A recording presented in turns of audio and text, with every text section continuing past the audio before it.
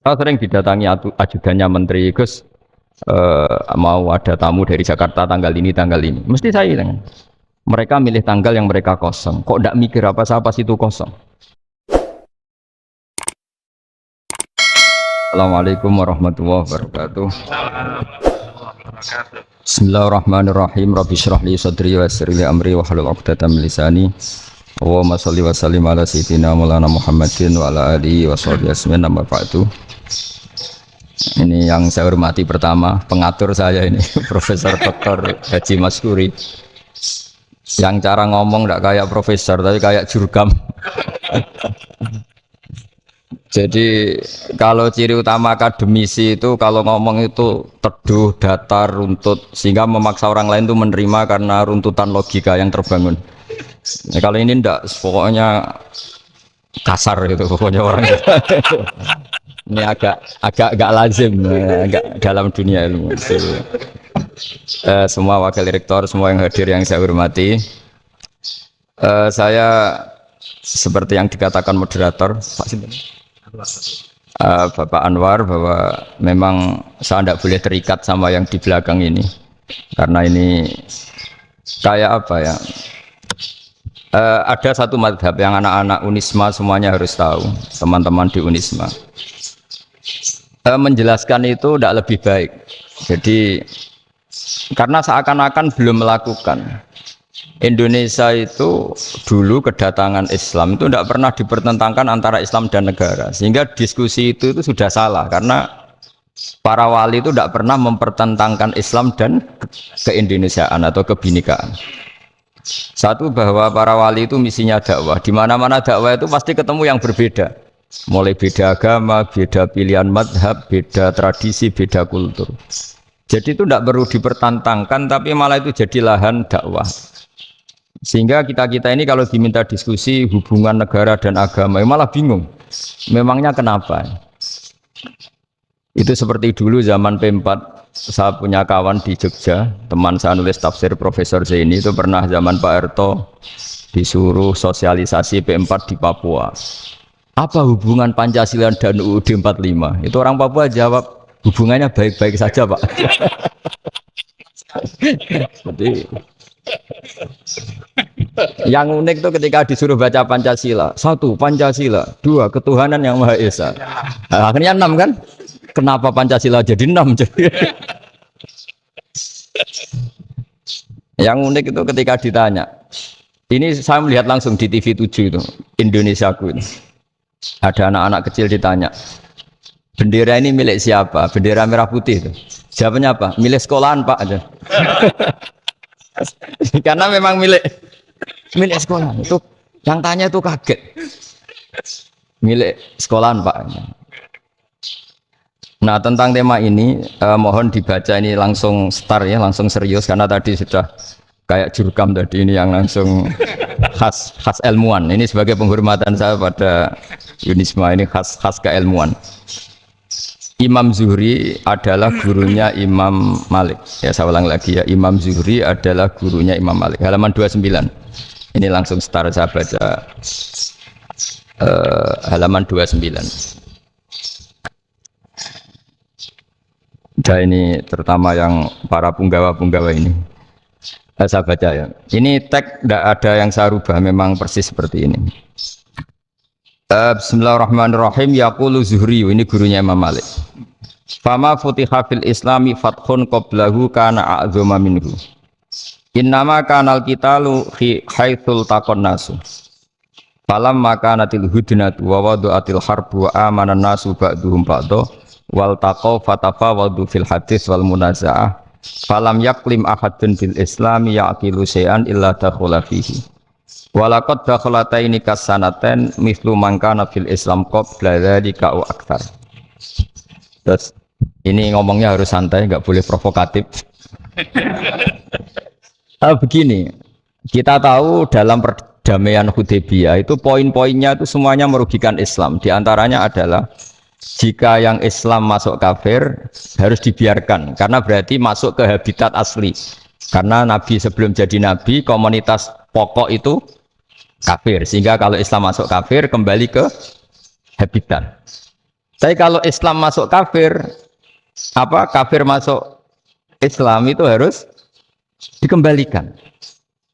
Karena dianggap bid'ah. Maka kalau kamu dituduh bid'ah itu tenang saja dulu. Nabi itu ya dituduh ji'ta bidinin muhdas. Kamu datang dengan agama yang baru. Cuma agak diteruskan wa kullu muhdatsatin bid'ah wa kullu bid'atin dalalah. Jadi orang-orang kafir dulu kalau ngomentari Nabi ya ji'ta bidinin muhdas. Kamu datang dengan agama yang apa? Baru. Nabi nurut. Semua perjanjian yang merugikan Islam itu Nabi nurut. Tapi Nabi hanya minta satu hal, jangan ada perang 10 tahun. Dan orang boleh seminar, boleh diskusi tentang Islam. Ya ini dengerin betul ini. Jadi saya tidak akan provokatif, ini pakai logika. Nanti bisa dipakai disertasi doktor. Tapi saya minta orang boleh diskusi, boleh seminar tentang Islam. Akhirnya saat itu juga ada orang yang masuk Islam. Di depan tulisan itu belum kering istilahnya. Datang ke situ namanya Abu Jandal bin Suhail bin Amr. Itu datang ke Nabi, ya Rasulullah saya ini mau masuk Islam. Kata orang-orang kafir, ini pertama Muhammad, kamu komitmen enggak sama perjanjian? Kalau kamu komitmen harus kamu kembalikan. Nabi bilang, ya Abu Jandal kamu kembali ke mereka, ke habitat mereka, yaitu menjadi kafir. Di komunitas kafir maksudnya. Akhirnya nangis.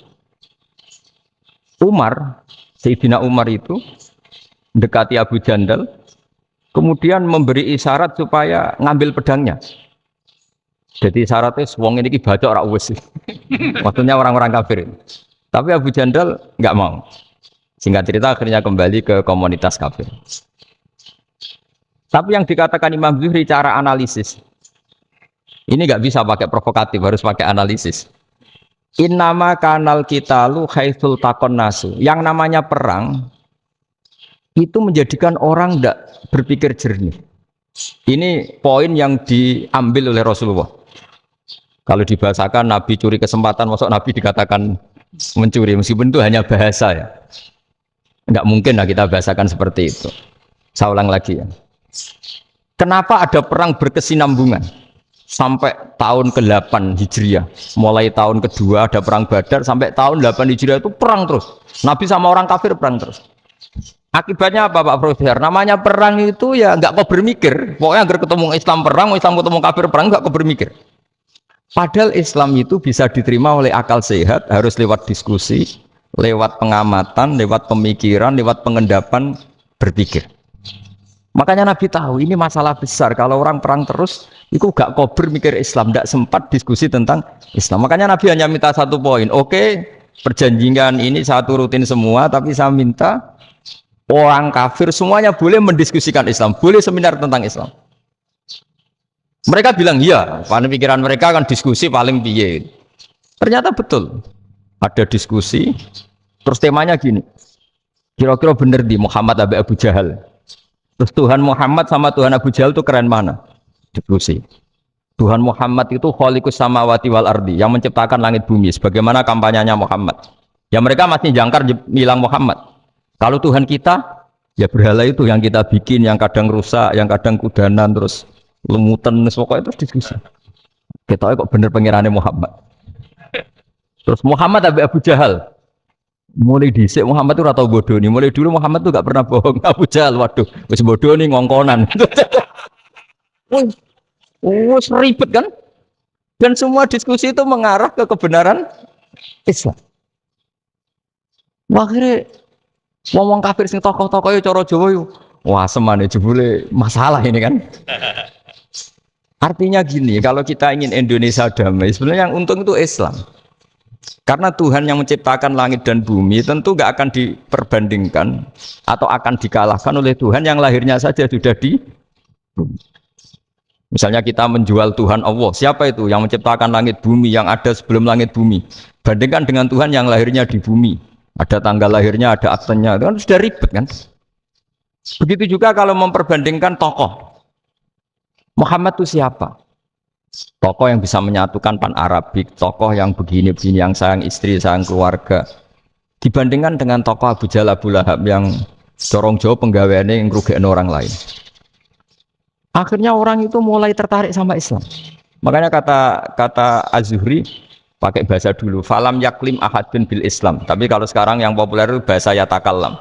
Sebenarnya yang benar itu bahasa kalimah yaklimu kalaman, karena masdarnya itu kalam, berarti sulasi nopo mujarrad. Tapi di fiilnya itu mujarradnya enggak kelaku. Jadi di fiilnya takallama ya takallamu, tapi untuk masdarnya yang kelaku kalaman. Jadi ini agak unik, agak enggak lazim. Mestinya kan takallama ya takallamu takalluman, tapi di masdarnya kalam populer, tapi di fiilnya tidak populer. Saya teruskan ya. Ini penting sekali. Jadi menjual Islam, kalau boleh dibahasakan menjual, itu tetap enak dalam kondisi damai. Karena kalau kita perang, itu bawaannya kalau ketemu ya perang. Kalau ketemu perang, sehingga orang itu rakober diskusi dulu. Saat bener Islam sampai kafir itu bener di. Karena tidak kober diskusi, tidak sempat diskusi, orang yang milih yang kafir. Karena yang mayoritas yang kuat. Sementara Islam zaman itu lemah. Ya Nabi itu yang diminta hudnah, yang penting kita damai. Terus orang boleh mendiskusikan benar mana kita dan mereka. Ya setelah diskusi ya tadi kan nggak mungkin Allah yang begitu keren hebat pencipta langit bumi dibandingkan berhala yang mengurus dirinya sendiri saja tidak bisa. Walhasil terus orang mulai tertarik sama Islam dan aturannya nggak boleh dilarang diskusi itu. Nah makanya saya pernah ditanya beberapa profesor di Jogja, Gus suatu saat kalau kampus paling keren di Jogja ini ada Islamic Studies, kemudian pengajarnya dari berbagai agama, ini riskan nggak bagi Islam? Saya jawab, asal yang didiskusikan Islam itu nggak masalah, yang repot itu nak umat Islam. Karena kalau umat Islam yang jadi percontohan, banyak raja yang dolim, banyak pemimpin muslim yang dolim, terus identik dengan Islam itu jadi dolim kan ribet. Ya kalau pas umat Islam, kalau Islam yang kumat kan jadi masalah kan. Nah, ini kan terus jadi beda umat Islam sama Islam yang lagi apa? Kumat. Singkat cerita terus Islam mendapat posisi yang luar biasa. Nah makanya di sini diistilahkan falam makanatil hudnah, ketika ada perdamaian wa amanan nasu ba'dum ba'do, orang merasa aman, itu fatafawadu fil hadis wal munazaah. Mereka berdebat, munazaah itu berdebat. Keren mana konsep Muhammad dengan konsep Abu Jahal? Keren mana konsep Tuhannya Muhammad dengan Tuhan kita? Terus diskusi dan mereka akhirnya ikrar, wah yang benar ya Muhammad lah.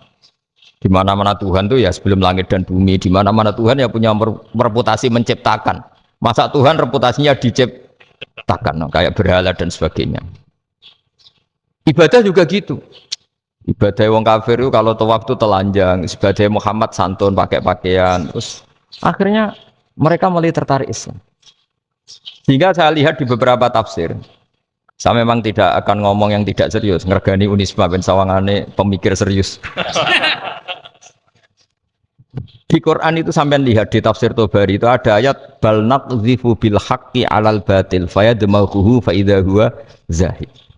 Qadhafa itu kalau di kamus tak lihat itu takallama bila dalilin. Qadhafa itu ya pokoknya sekenanya. Artinya gini, kebenaran Islam atau kebenaran hak itu kamu taruh sekenanya saja itu tetap menang. Apalagi kamu taruh secara teratur, kamu taruh sekenanya saja itu tetap menang. Sehingga di sini banyak sahabat yang hidup di Cina. Sekarang juga banyak orang alim yang milih hidup di Amerika, banyak orang alim yang milih hidup di Inggris. Dan mereka pede, percaya diri karena kebenaran itu kamu letakkan di mana saja, itu tetap akan menang, akan menemukan momentum kemenangannya. Misalnya gini, contoh paling gampang. Dulu para peneliti, saya ulang lagi dulu para peneliti itu ya datang kemana-mana, termasuk Ibnu Battuta, termasuk Ibnu Khaldun, ya semua peneliti itu suka neliti. Setelah diteliti, Quran itu satu-satunya kitab suci yang membicarakan sains, misalnya tentang falak, tentang astronomi, tentang asal-usul kejadian manusia, kejadian makhluk, juga bicara tentang geografi, geologis, semuanya. Sementara kitab lain hanya cerita tentang mawaid wal hikam wal ibar. Jadi diteliti kayak apa, pada akhirnya hak ini yang menang. Bal naqdhifu bil haqqi 'alal batil fayadmaghu fa idza huwa zahid. Saya berkali-kali cerita, ada ulama yang ahli matematika. Ketika ditanya kenapa kamu suka ngajar matematika, sampai muridnya itu ragu ini guruku mlebu swarga ta ora, penggaweane mulang matematika. Tapi para muridnya bermimpi bahwa Imam Amudi itu disuruh ngajar para malaikat. Dan itu pede betul dia. Kata Allah, ini ulama saya yang iman kepada saya setingkat iman kamu. Dari malaikat itu tidak mungkin Gusti kita menyaksikan langsung engkau sementara ini di bumi, nggak nyaksikan jenengan. Kenapa bisa sepede dan seyakin itu? Akhirnya Imam Amudi disuruh ngajarin matematika. Jadi Anda kalau profesor itu nanti harus sempat ngajari malaikat, itu baru benar-benar profesor. Jadi nanti di akhirat ngajari siapa? Malaikat. Jadi ada seminar yang melibatkan banyak malaikat, narasumbernya itu seorang profesor. Itu ketika kenapa engkau begitu yakin kalau Allah itu Tuhan dan Allah itu Al-Wahidus Shomad. Terus Imam Amudi mulai nulis angka gak beraturan. 2, 3, 4, 5 sampai 1 miliar, 1 triliun, semuanya enggak beraturan. Kata beliau, nisbatus naini wasalasa ila ma la nihayatalaha iku nisbatul far'i ilal asli. Mbok angka sebanyak apapun, 2 dibanding 1 ya far'ul wahid, 3 dibanding 1 ya far'ul wahid, semua angka yang enggak terhingga pun dibanding 1 semuanya far'ul wahid. Semua angka sebanyak apapun itu cabang dari angka 1. Fakullu hadil awalim far'un minal wahidis shomad, yaitu Allah Subhanahu wa ta'ala. Wakil malaikat tepuk tangan, iya juga. Jadi begitu juga ada ulama itu ahli gambar. Saya dulu ngaji sama Mbah Mun Al-Husunul Hamidiyah, itu kitabnya itu banyak gambarnya. Dan gale gambar yang ngawur betul, mangga ahli gambar. Saya epol, sempurna lele. Semua gambar bangunan, gambar sapi, pokoknya gambar. Ternyata dia menemukan Tuhan itu dari gambar.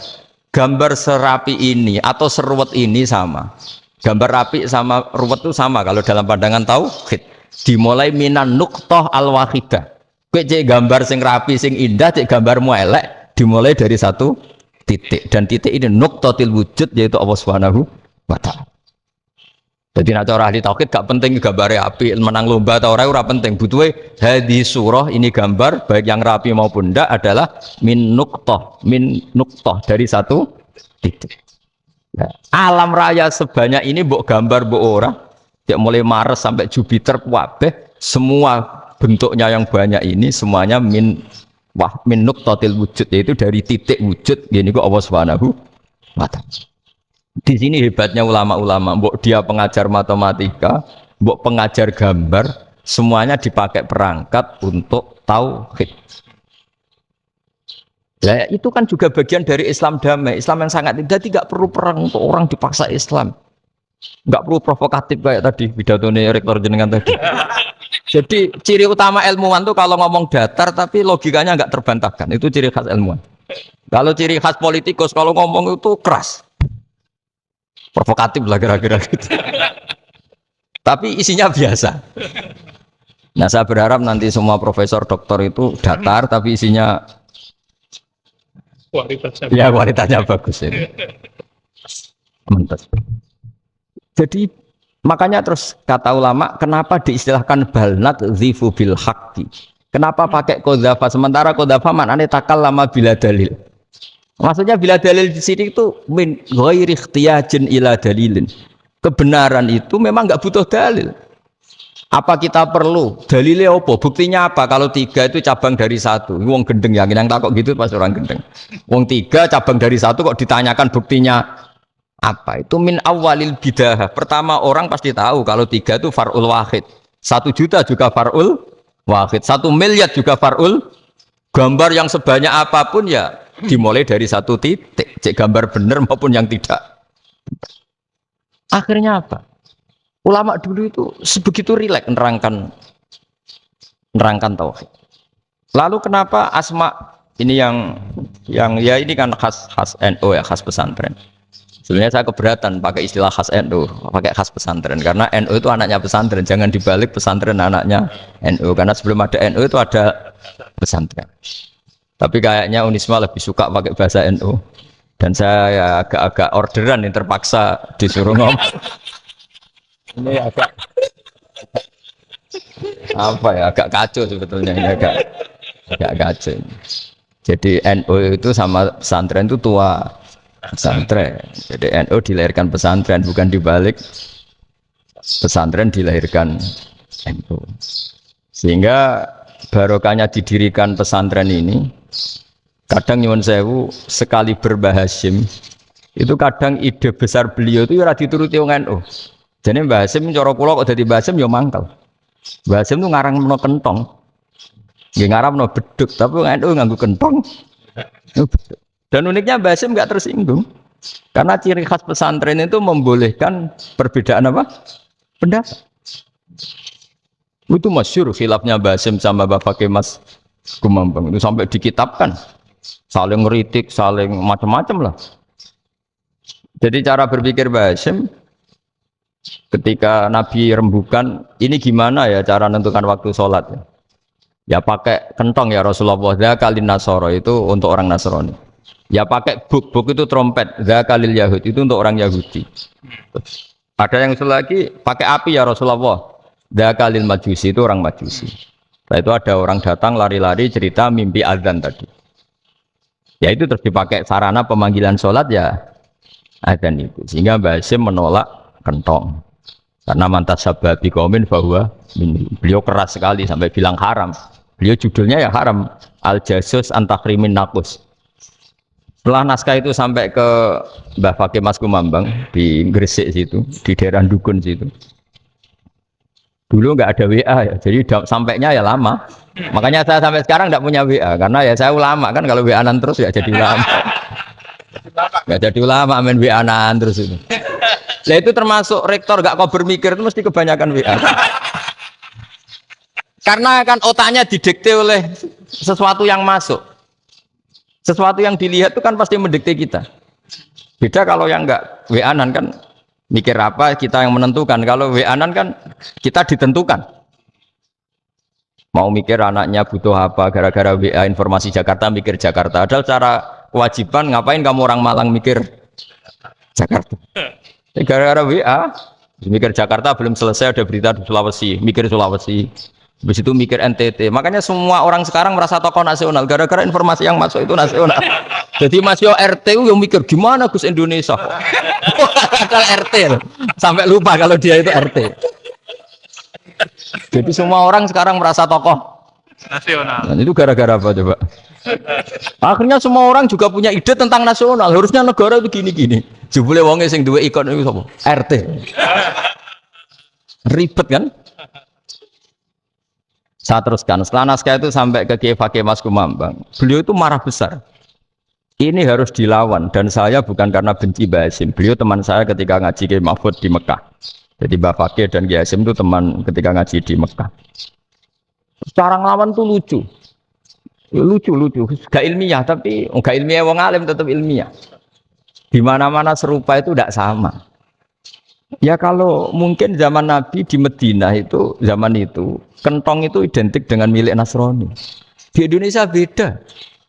Pos kampling ya kentong, kebakaran ya kentong, wae sarapan orang di LP ya pakai kentong.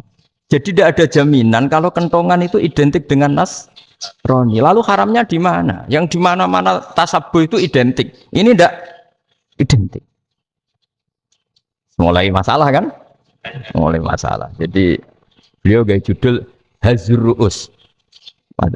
Hazruus itu kepala bergeleng-geleng. Sekarangan kok ngene. Jadi sekarangan kok provokatif gitu. Nah. Dan itu Mbah Hasyim ya hormat Mbah Fakih hormat Mbah Hasyim. Saya sendiri secara pribadi itu lebih suka pendapat Mbah Hasyim sebetulnya. Karena bagi saya sholat itu sakral, ya sudahlah kalau sakral ya dipanggil dengan sesuatu yang sakral yaitu kalimat thayyibah azan. Tapi saya tidak akan bilang kalau kentongan itu haram. Karena kalau haram alasannya mirip orang Nasrani. Sementara pos kampling ya pakai kentong, ada banjir ya kentong, ada kebakaran ya kentong. Jadi tidak identik untuk misa atau untuk sholat ala Nasrani. Tapi itu dulu ya rileks saja, dua beliau itu ya saling menghormati, padahal saling kritik. Dan dulu ulama yang beda madhab itu ya saling menghormati. Imam Syafi'i itu kalau sholat di kawasan Masjid Abi Hanifah ya tidak kunut. Ketika ditanya kenapa kamu tidak kunut, sementara engkau berpendapat kunut itu sunat. ikroman di hadal madhab. Saya sangat menghormati madhab. Imam Ahmad bin Hambal itu berpendapat kalau orang pakai bekam, pakai iftisot atau hijamah itu batal sholatnya. Sementara Imam Syafi'i mengatakan tidak batal apa sholatnya atau wudunya tidak batal. Tapi Imam Ahmad itu ditanya, apa kamu makmum Syafi'i? Bagaimana mungkin saya tidak makmum sama wali kutub seperti Imam Syafi'i? Padahal menurut keyakinan Imam Ahmad ini sholatnya batal. Ini habis ikhtijam udah wudu. Tapi tetap saja beliau karena perbedaan pendapat di furu' itu lazim. Ya orang boleh berdebat. Ketika Unisma datangkan saya, itu saking senengnya kiai, saking sombongnya sampai ngatur kiai, kan nggak pernah bisa diperdebatkan. Itu kan orang boleh debat kan? Itu saking angkuhnya apa saking senengnya kan nggak jelas kan? Kan dan orang boleh setuju pendapat saya, yaitu ngatur kiai itu haram. Setuju juga Pak Rektor, ekspresi mahabbah itu ya macam-macam. Dulu sahabat ya gitu, sahabat itu ada yang nggak kenal wajahnya Nabi sama sekali sampai akhir hayatnya. Ketika ditanya, lo kamu itu sahabat kok nggak tahu wajahnya Nabi? Saya nggak pernah berani memandang Nabi karena ijlalan Nabi, terlalu menghormati saya sehingga nggak berani memandang wajahnya. Ada sahabat yang penggawaannya dulu wajah Nabi sampai bisa nyifati Alfiu Faminunil Hajib sampai bisa nyifati detail karena dulu wajah Nabi itu ibadah. Ada seorang wali ditanya, kalau kamu di surga ingin nggak melihat Allah? Enggak. Loh, tapi semua orang ingin melihat Allah. Unazzihu dzalikal jamal an-nadhari misli. Ben gak elek-elek Allah tak delok terima aku. Wong ra jelas. Berarti kok delok pengen. Banyak. Jadi justru tapi karena saking takzimnya. Enggak lah, mosok sak aku kok. Makanya saya berkali-kali cerita. Menurut kesepakatan ulama, soft awal itu paling baik. Tapi banyak juga wali yang kalau sholat itu di belakang. Koyok paling bener yang gue ngarep. Lu bayangkan misalnya kamu semangat di soft awal di Masjid Haram, jebule sholatnya salah. Itu dari malaikat, gayane gue ngarep, jebule raro. Ini kan di sini wong, jebule bodoh gitu. Gayane gue ngarep, jebule. Coba orang kalau sowan Mbah Mun, yang berani di depan itu kan ya ketuanya atau jubirnya kan, yang merasa tidak pati pinter-pinter kan mesti di pojokan. Artinya sudut pandang seperti itu ya sah saja, apa? Sah saja. Makanya banyak sahabat yang jarang sowan Nabi, alasannya takut ganggu Nabi. Banyak yang sering sowan Nabi, alasannya seneng Nabi. Yang sowan ya seneng Nabi, yang enggak sowan alasannya seneng. Loh Nabi itu tokoh, punya keluarga, punya anak. Kalau saya sering sowan berarti sering ganggu. Yang sering sowan dia alasan ini khazanah kita harus istifadah.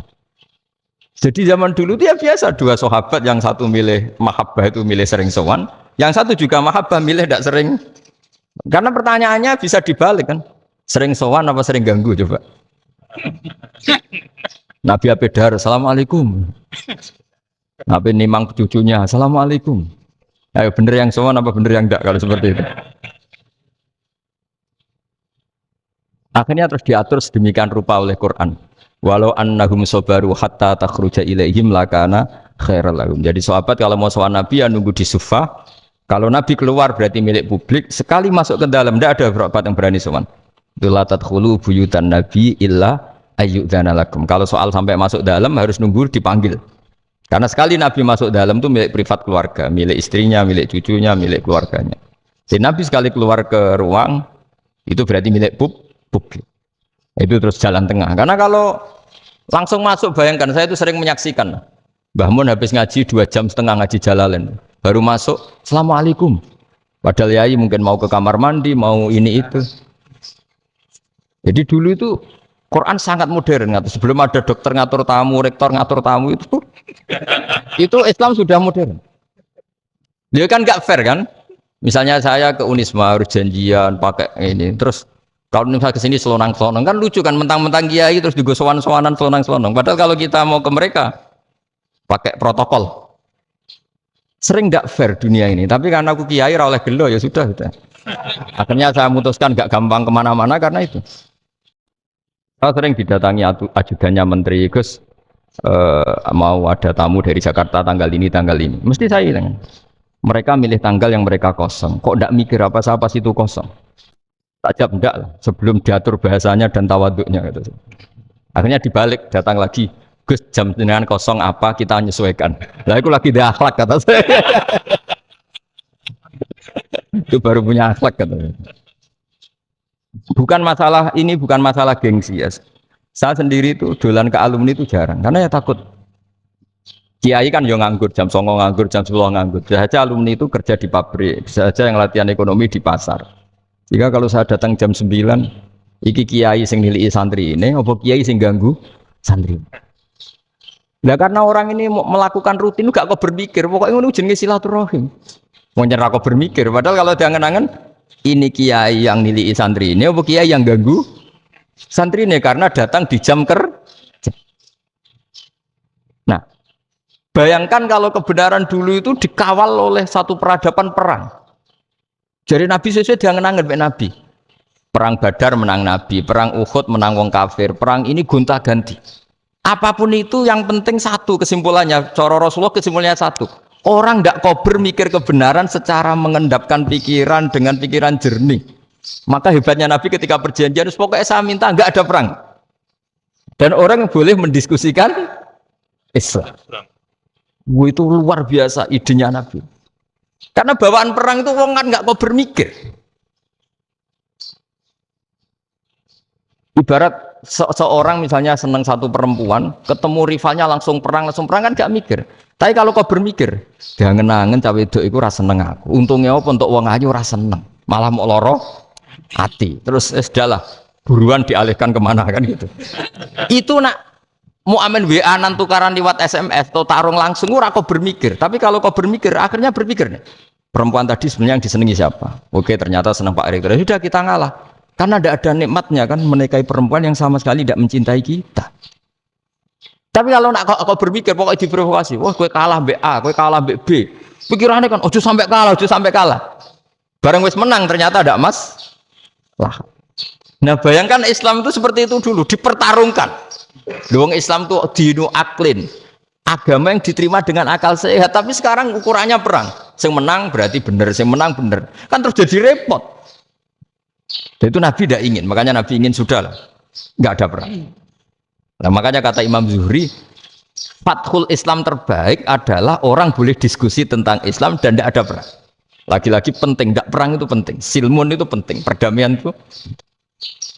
Setelah tidak ada perang, akhirnya fatafawadu fil hadis wal munazah, orang boleh diskusi apa saja, termasuk boleh adu polemik.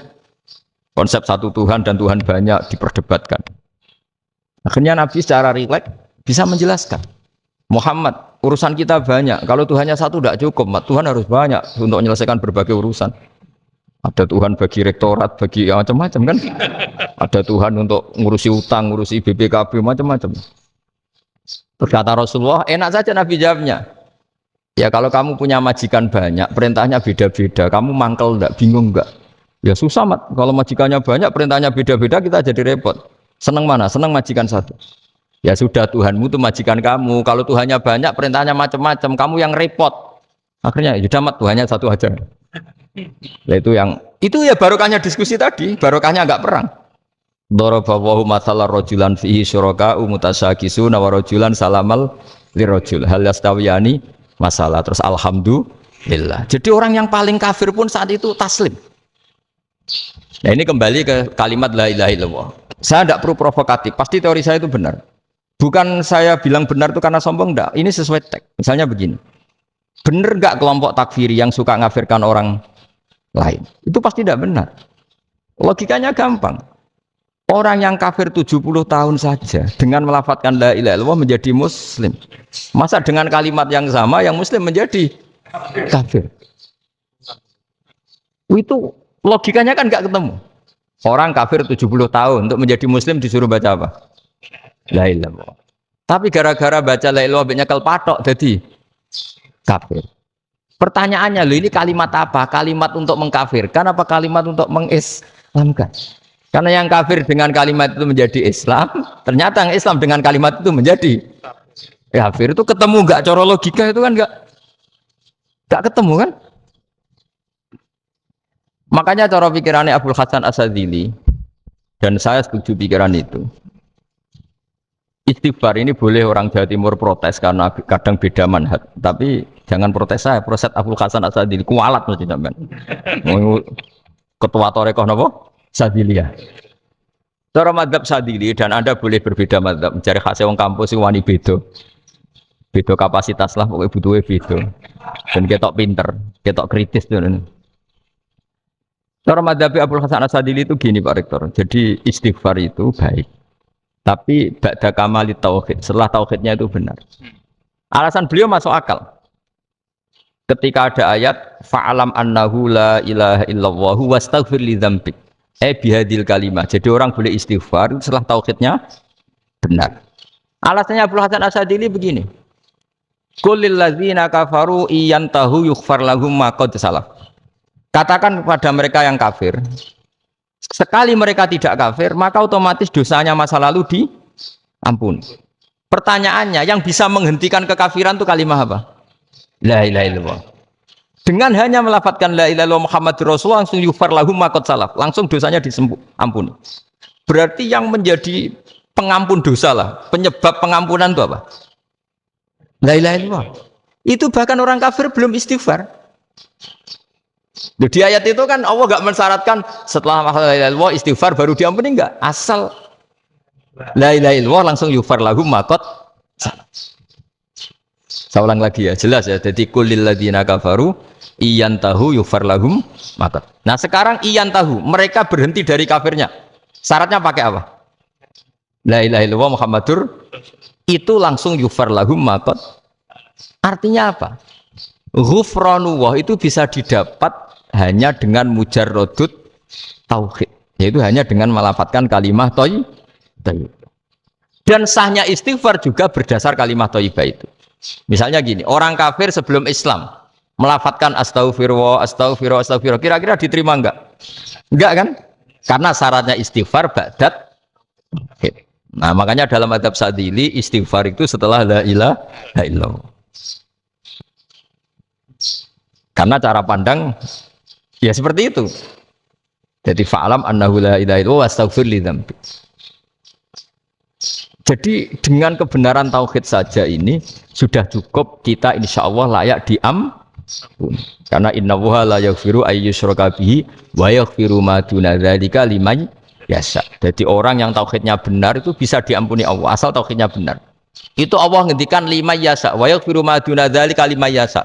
Dawe Imam Suyuti walam yakun liman yastaghfir. Jadi orang yang bertauhid secara benar meskipun gak sempat istighfar itu tetap potensi diampuni. Karena bawaan tauhid itu sudah menjadi layak diampuni. Kayak orang kafir sekali ngelafatkan kalimat tauhid mbok gak istighfar langsung diampuni. Nah, karena melihat seperti itu terus orang berlomba-lomba memperbanyak jumlah lafaz la ilaha illallah.